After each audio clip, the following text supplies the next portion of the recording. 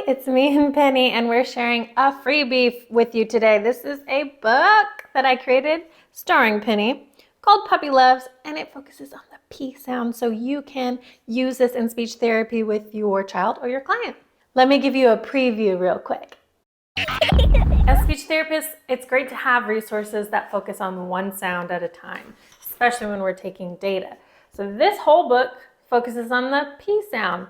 Puppy loves to play. Let's picture Penny. Puppy loves popsicles.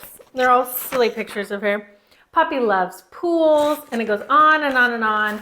All different words starring Penny using the P sound.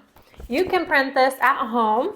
Use it with your kiddo. I would love that. That would make me so happy. All you have to do is sign up using the link below, join my email list, and I will email that to you right away.